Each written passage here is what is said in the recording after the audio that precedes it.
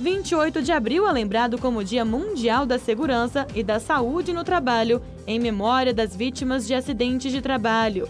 Para chamar a atenção de todos sobre o tema, prédios de diversas instituições estão sendo iluminados de verde. É o chamado Abril Verde.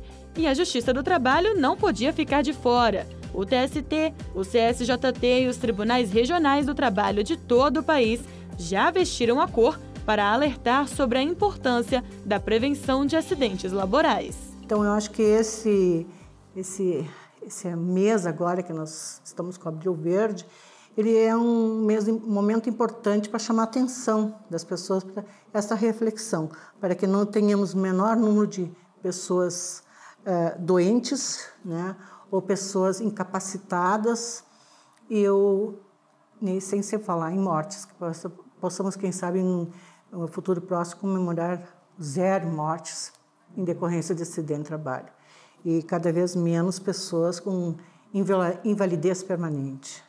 Dados da Organização Internacional do Trabalho revelam que mais de 320 mil pessoas morrem a cada ano por causa de acidentes laborais. O Brasil ficou em 4º lugar no ranking mundial de acidentes fatais de serviço. E a ausência de prevenção adequada para evitar enfermidades e acidentes profissionais não tem efeitos negativos apenas para empregados e empregadores, mas também para as famílias das vítimas. O Jornada agora vai até Salvador, na Bahia, com a repórter Carolina Vasco, para conhecer os familiares de um trabalhador que morreu em um acidente de trabalho na Petrobras.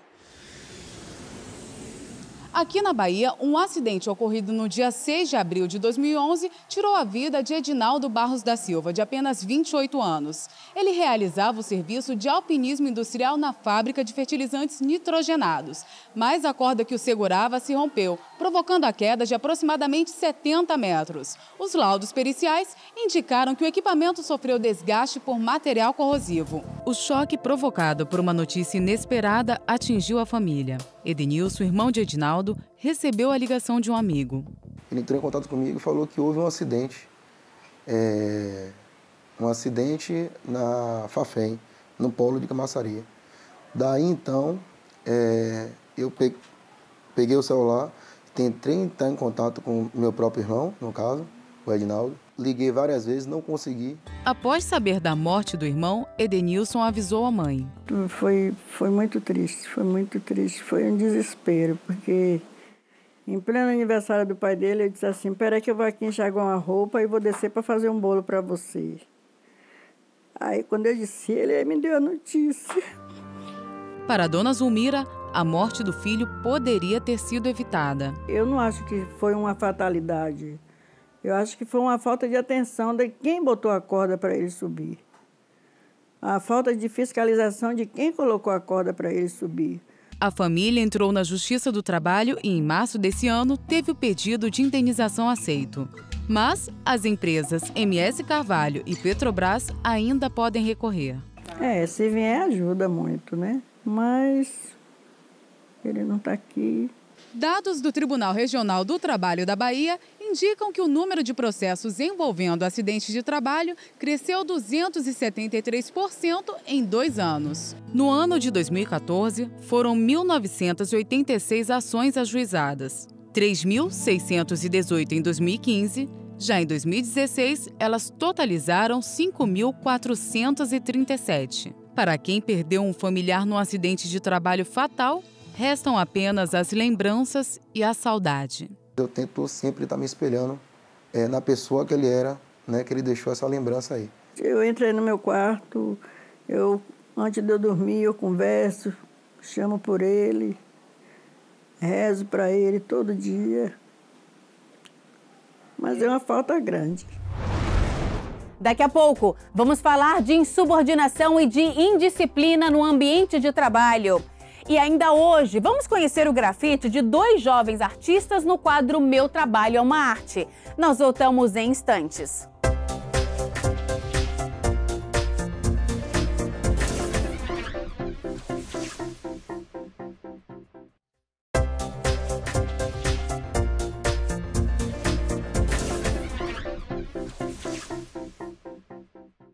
Uma das formas de encerramento do contrato de trabalho mais temidas pelo trabalhador é a justa causa.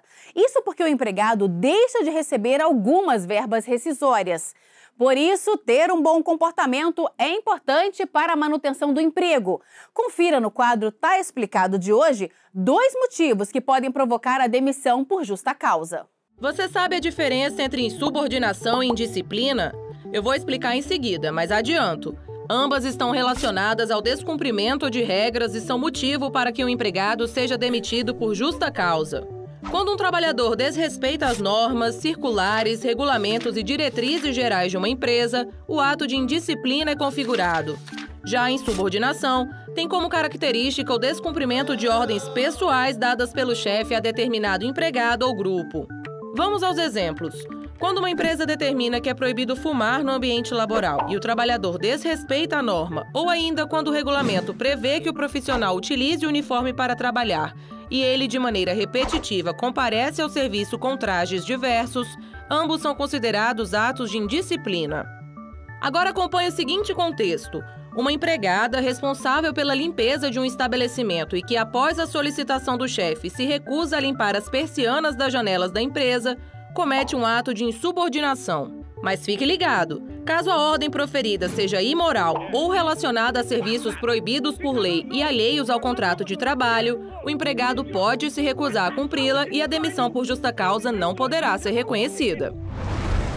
Gestores nacionais e regionais do Programa de Combate ao Trabalho Infantil e de Estímulo à Aprendizagem da Justiça do Trabalho se reuniram no TST. Em pauta, a Semana Nacional de Aprendizagem, que este ano vai mobilizar todas as regiões do país. Saiba mais. Durante a reunião foram apresentados dados que mostram as graves sequelas que o trabalho infantil pode gerar em crianças e adolescentes. O estresse sofrido por essas crianças para ter dinheiro para o próprio sustento e o da família pode fazer com que elas tenham problemas psicológicos na vida adulta. Além disso, os gestores que participaram do encontro assistiram à palestra do diretor da Organização Internacional do Trabalho no Brasil, Peter Poschen.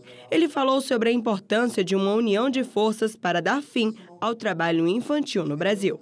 Nesse combate, nesses esforços, a Justiça do Trabalho tem sido um parceiro desde o começo muito forte, muito importante, né?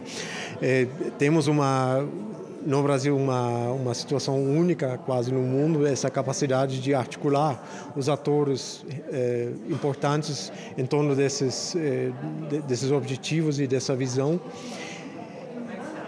junto com trabalhadores, com o Estado, com a inspeção do trabalho, com as próprias empresas e o setor produtivo, formar essas parcerias. Foi uma reunião muito rica, muito proveitosa e agora vamos ver os frutos que vamos colher daí. Durante o encontro ficou definida a data da Semana Nacional de Aprendizagem, que acontece na semana do dia 12 de junho, quando se celebra o Dia Mundial contra o Trabalho Infantil.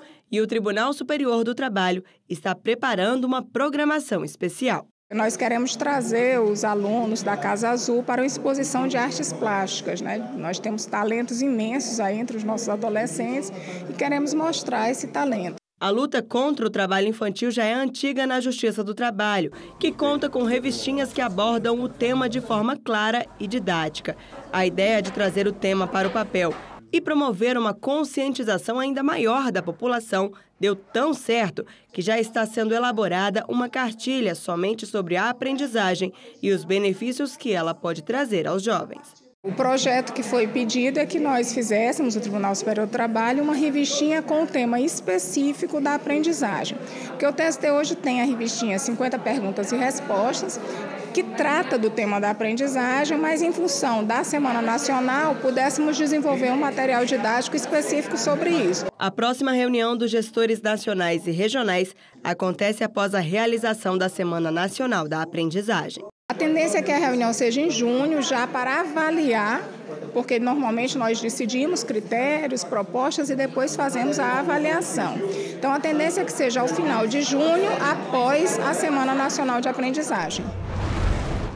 No próximo bloco, vamos até a Bahia conhecer instituições beneficiadas com a conversão de multas de processos trabalhistas em doações. E mais, a arte que está presente nas ruas, o grafite de 2 artistas de Brasília que possuem traços distintos e muito criativos. Nós voltamos daqui a pouco.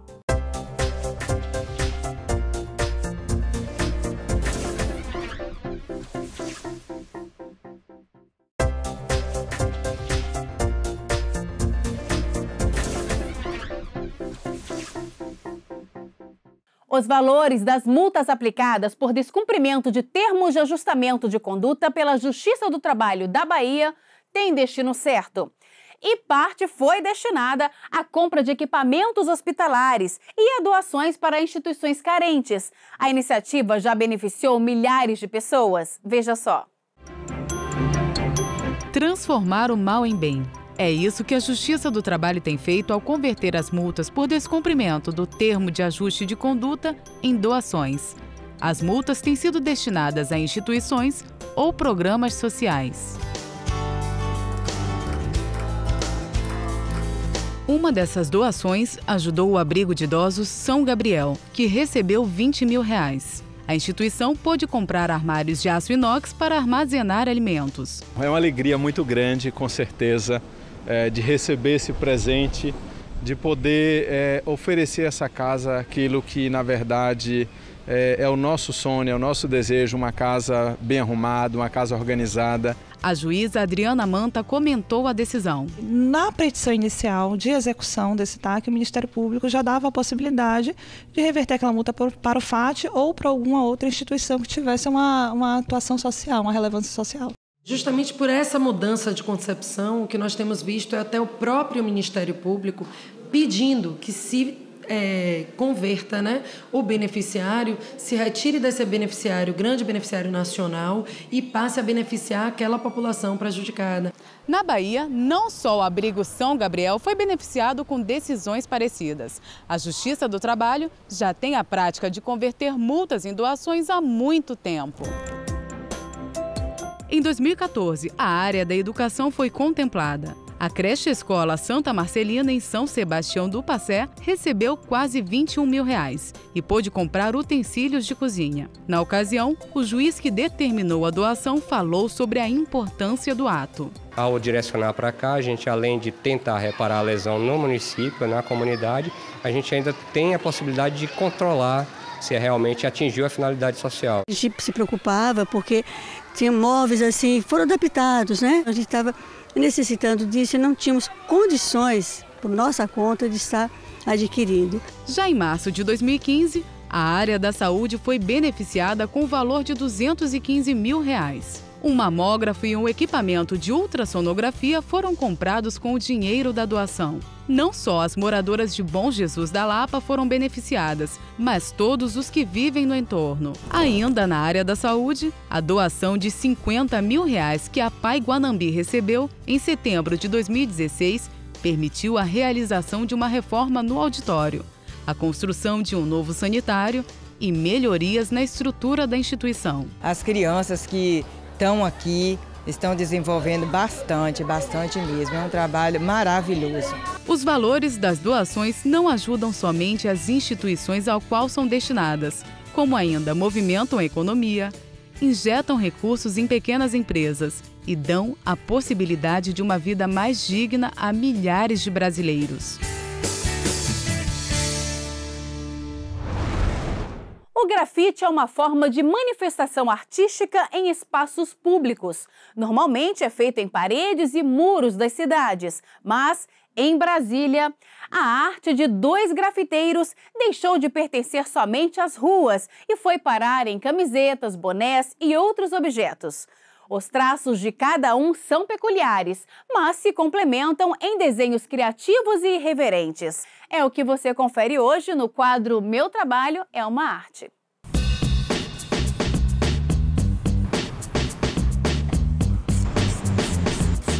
Formas geométricas e muita cor. Conhecido como Toys, Daniel Moraes faz grafite há 3 anos. As pinturas estão em vários lugares de Brasília.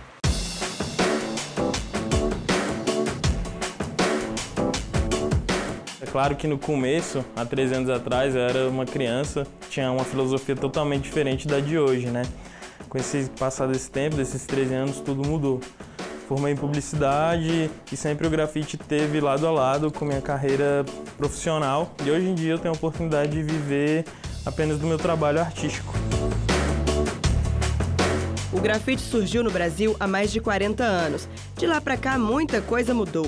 A prática foi crescendo e ficando cada vez mais visível. A questão da internet ajuda muito. Você vê um grafite na rua, você posta, você vê um painel. E a geração que está nascendo, que está crescendo, que é adolescente agora, gosta muito, porque se identifica. Conhece o artista, vê os trabalhos na própria cidade e acaba até comprando uma camisa com o trabalho de um artista que ele vê na rua. Hoje em dia já tem personagem, tem murais em prédios, então a gente costuma falar que para ser grafite tem que estar na rua, tem que estar na superfície do inesperado, que é a cidade, mas o trabalho de um artista urbano, de um grafiteiro, pode ir para a galeria, pode ir para uma estampa de camisa, pode ir para um boné, pode ir para um relógio. O primeiro personagem criado por Daniel foi o Toyzinho, feito a partir das letras. O nariz dele é um T, a orelha dele começou com a vírgula, depois parece mais que um B, ao contrário. Então tem a questão dos círculos, que lembra o O. Então é isso, e a grande referência é a questão da exatidão do traço. É quadrado e curvo, igual letra. O artista plástico trabalha em parceria com Mikael, mais conhecido como Omic. Com traços opostos, a união do trabalho dos dois deu certo. Conheço o Omic há 4 anos, a gente começou a trabalhar bastante junto há uns 3 anos. Como é que eu conheci ele? Na própria cidade, na rua. Comecei a ver os trabalhos dele e achei aquilo muito bom, muito diferente já do que vinha sendo feito nas ruas. E aquilo me chamou a atenção, fui pesquisar.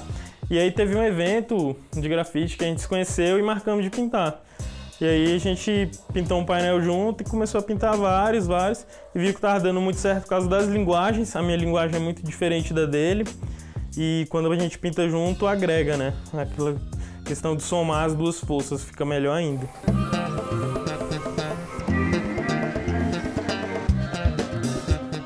A gente desenvolveu uma linha artística que são como se fossem histórias, como se fosse algo que remete até o quadrinho.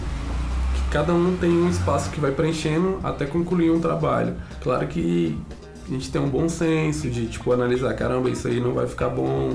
Até mesmo a liberdade, eu acho que o fato de conhecer, de falar que não ficou bom e às vezes de aceitar realmente que o que você fez também não ficou, acho que isso contribui bastante. Mas o desenvolvimento do nosso trabalho, ele é algo muito natural, não existe uma sketch, uma pré-visualização do que vai acontecer, mas pela carga que a gente já tem, pelo que a gente já faz, a gente sabe o que pode dar certo e sabe o que dá certo, entendeu? Aí, baseando nisso, a gente desenvolve assim um trabalho. Omic começou a desenhar bonecos cegos. O traço é muito delicado.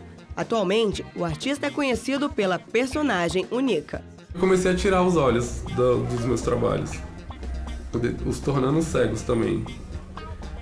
E a Unica foi um personagem que veio aos 12 anos, que até então ela não era Unica, eram uns ceguinhos. Eram personagens com apenas olhos vazios e sem boca e sem nariz. Eles pareciam mais bichinhos fofinhos, assim, pequenos, que eu fui desenvolvendo também com algo que eu já pratiquei, querendo ou não, que era um pouco do realismo. As pessoas meio que já decretam, caramba, essa menininha toda... Eu pensava que era uma mulher que fazia. Aí quando veio, putz, é um cara barbadão, e faz uma menininha, que engraçado, né? E eu começo até a rir disso, até gosto dessa surpresa que eu gero, porque é o que eu buscava há muito tempo atrás. E era a questão da pessoa reconhecer o meu trabalho sem precisar saber que foi eu que fiz, entendeu? Além de pintar muros da capital e das cidades ao redor, a dupla também faz arte em camisetas, almofadas e até em sapatos. O sucesso rendeu até um convite de uma loja em Brasília. Quando a gente começou a customizar, veio uma cartela de clientes em prol disso, sabe? O que me deixou muito feliz, porque saber que, a pessoa vai comprar uma bolsa de, sei lá, de R$700 e, te entregar, sabe? Pra você pintar na hora. O grafite em si, porque querendo ou não, é algo que se tornou mais incisivo, assim. Que tá presente a todo tempo. E é muito bom você usar uma ferramenta tipo o spray, por exemplo, é algo que chega a ser terapêutico.